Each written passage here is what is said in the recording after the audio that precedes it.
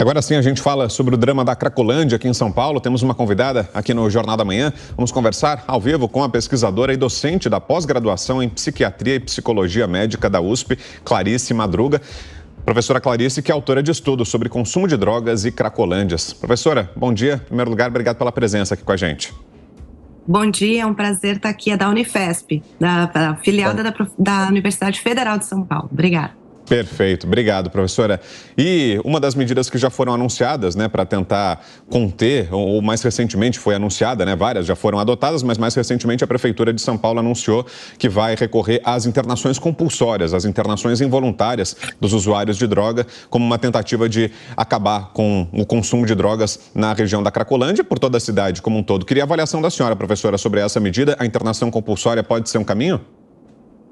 Então, o que a gente sabe, tanto clinicamente, pela área da psicologia, da psiquiatria e também pelas vias das informações que o estudo vem trazendo desde 2016, acompanhando a cena de uso, é que a decisão para um tipo de internação é uma decisão clínica, Vão sim haver casos que vão demandar uma internação compulsória, porque obviamente existem mulheres grávidas na cena de uso, pessoas em alto grau de vulnerabilidade no sentido de também apresentar transtornos psiquiátricos graves, comorbidades que vão ser como, por exemplo, apresentando quadros psicóticos em que pode botar eles mesmos ou outras pessoas em risco, e esses são os casos em que um médico, um profissional da saúde vai avaliar como sendo necessária esse tipo de internação. A decisão para o tipo de internação é uma decisão médica, O que o nosso estudo mostra é o quê? É que independente de como essa pessoa entra na rede de saúde, se não houver uma articulação muito bem feita para que haja um planejamento de uma linha de cuidado, de uma manutenção desse tratamento a longo prazo, não vai haver um resultado positivo, A gente não pode ver a dependência química, os transtornos aditivos, como um problema unicamente de saúde, A gente sabe que a maioria, nosso estudo mostra isso no decorrer dos anos, a maioria dos frequentadores lá já passou pela rede de saúde, já tem tentativas prévias de tratamento, e não é pela forma do tratamento que isso não foi bem sucedido e ele está de volta na cena de uso. É porque não houve reinserção social. Ele sai de um estágio que é de saúde e ao invés de ter oferecido, ter pela frente aí uma possibilidade de reinserção, no sentido de ter uma renda, de ter uma moradia, ele fica sem alternativas e a única referência que ele tem, identidade social e uma questão de saber como sobreviver é dentro da cena de uso, porque a gente está falando aí de uma proporção enorme de pessoas que está há mais de 10 anos nessa situação. Ou seja, ela não tem referências da situação que é, entrar na sociedade. Então, precisa haver um trabalho integrado entre saúde e reinserção social. Professora, bom dia. Além de sanar o problema, a situação de saúde, da segurança que já existe ali, existe como prevenir que as pessoas não cheguem até lá, que eles não se tornem usuários? Exatamente, acho que isso é um dos grandes focos, onde deveria estar o foco. No estudo, a gente também vê um índice de influxo, que são novos frequentadores entrando na cena de uso ano a ano, A gente teve uma boa notícia, a gente fez o estudo dessa vez em outras capitais. São Paulo teve o melhor índice de influxo na série histórica. Não vou dizer melhor, eu vou dizer o menor, Ele reduziu, a gente tem 20% de novos frequentadores dentro dessa cena, é o menor até então, mas ainda existem 20% de novos frequentadores. O ideal é que fosse zero, Então, a redução de entrada de novos frequentadores dentro de uma cena de uso só vai acontecer com prevenção, Só vai acontecer quando a gente parar de pensar na cena de uso e pensar em ações fora dela, Fazer prevenção nas periferias, oferecer oportunidades, para jovens que estão terminando o ensino ou que desvincularam do ensino formal para que eles retornem ao ensino formal. Então, são ações preventivas que vão fazer com que não haja essa entrada de novos frequentadores contínua. É como se fosse uma torneira aberta, Não adianta a gente escoar, fazer encaminhamento, fazer as abordagens que sim são necessárias, Que as abordagens sejam feitas, que esses tratamentos sejam integrados e diversos, diversificados, mas se não houver uma atenção também no que está sendo feito para que novos frequentadores parem, né, de entrar na cena de uso e que haja também prevenção secundária, ou seja, identificação precoce de problemas, né, acesso à rede de saúde fora da cena de uso para que as pessoas que já estão, né, numa situação mais agravada ou que simplesmente já estão usando a substância possam buscar ajuda antes que a dependência química grave, né, que possa instrumentalizar famílias que percebam um familiar que já está abusando, para que ela tenha recursos para ajudar esse familiar, para evitar que esse efeito em cadeia aconteça e ele termine numa cena de uso. E aí como funciona, professora, a partir da abordagem, do início de um tratamento? Imagino algo muito delicado, um tratamento que não é de curto prazo, né? Algo que vai se estender por muitos anos, né? Da mesma forma como o próprio consumo acaba se arrastando por anos, né? A gente trouxe esse número impressionante aqui na abertura, né? Falando sobre a quantidade de pessoas que estão há mais de uma década, mais de 10 anos, vivendo na Cracolândia. Da mesma forma como esse uso se deu por tanto tempo, imagino que o tratamento também dure bastante, né? E como é que funciona exatamente? O que é feito pelas equipes para tentar acabar com a dependência, professora? Então, a gente entende a dependência química como uma doença biopsicossocial, né? E por essa razão é tão importante a integração de ações que sejam da saúde e também de assistência social, especialmente porque a gente está falando aí de uma população que não só tem um transtorno, né, aditivo grave, mas também está em extrema vulnerabilidade social, perdeu laços, perdeu vínculos. Então, o tratamento, ele precisa levar isso em consideração. O tratamento da dependência química não é um só, né?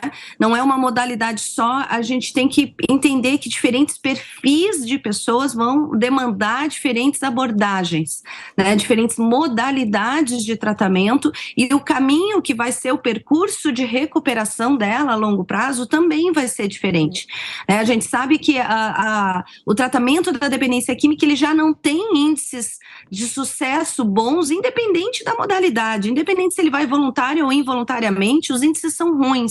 Por quê? Por que é tão difícil tratar uma dependência química? Porque é uma doença crônica com recaídas, né? A recaída faz parte do processo, por isso é tão importante uma visão de longo prazo que incorpore nela, né, a possibilidade de um tropeço, né, e um retorno à rede para que o caminho seja continuado. Então, essa elaboração, as estratégias que considerem, além desse primeiro estágio, né, de como é que vai entrar na rede, mas que considerem o que vai ser depois dessa primeira fase de desintoxicação, quais vão ser as estratégias para que ele consiga ter uma renda, né, para que ele consiga ser autossustentável, para que ele possa gerar uma rede social que seja fora desse contexto do consumo. Isso vale para qualquer dependência, né, não precisa ser crack, não precisa ser o extremo que é uma cena de uso. Se a pessoa não consegue formar uma rede, né, e ter prazer com uma vida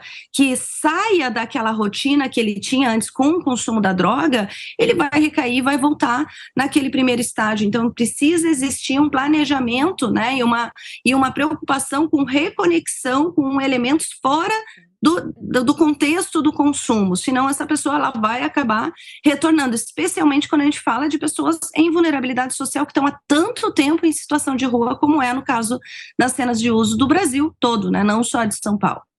Professor, e qual é o perfil destes usuários? Eles são pessoas que têm algum problema psiquiátrico, de repente alguma depressão, eles são pessoas de baixa renda, qual o perfil deles? Então, a gente tem, dentro das cenas de uso, tanto de São Paulo, Brasília e Fortaleza, que foram investigadas nessa edição do estudo, um perfil sociodemográfico que parece ser semelhante, né, que é o fato de serem pessoas que a maioria homens, a maioria com baixo nível educacional, a maioria consumindo drogas, né, poliusuários consumindo drogas há bastante tempo, mas eles se diferem bastante no que tange a existência de comorbidades psiquiátricas, né? Existem indivíduos ali dentro que vão ter, muitas vezes, transtornos psiquiátricos que são até anteriores à dependência química, que foram os facilitadores, os fatores de risco para que a dependência se desenvolvesse de uma forma tão grave. Então, isso vai demandar uma abordagem diferente, uma abordagem mais qualificada, porque vão haver outros agravantes aí para um tratamento. Então, a gente tem muitas pessoas ali que têm quadros, né, que têm já predisposições atenções para transtornos de humor, transtornos de ansiedade, transtornos muitas vezes relacionados à esquizofrenia, quadros psicóticos, né, desencadeados ali. Então, isso vai demandar um tipo de abordagem mais qualificado e diferente.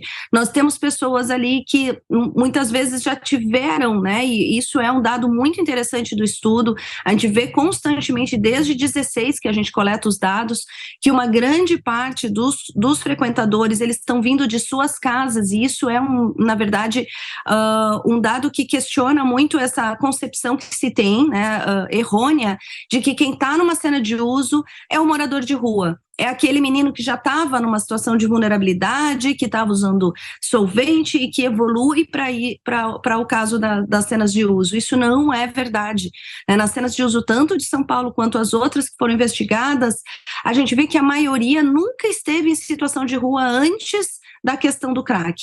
E isso mostra que a cena de uso, ela não é o estupim de uma desigualdade social. Claro que a desigualdade do nosso país dificulta tudo, justamente porque a gente não tem políticas de moradia que sejam suficientes, que deem conta dessa população, políticas de assistência social, de amparo social de forma geral. Então, isso faz com que um país, né, com uma desigualdade como o nosso, traga esse problema de uma forma muito mais agravada, mas o que a gente vê na cena de uso não é o que normalmente se acha, que é uma pessoa que fica em situação de uso por questões sociais, acabe numa cena de uso. Né? Uma pessoa que fica em situação de rua por questões econômicas, seja um potencial frequentador de uma cracolândia. Isso não é verdade. Né? O que a gente vê nas cenas de uso é uma pessoa que estava integrada, que tinha uma vida, que estava na casa das suas famílias e que, por uma perda total de oportunidades de tratamento, de intervenções que poderiam ter acontecido e segurado esse efeito em cadeia,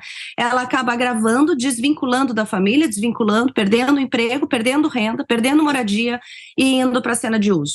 Então, isso infelizmente, é totalmente evitável.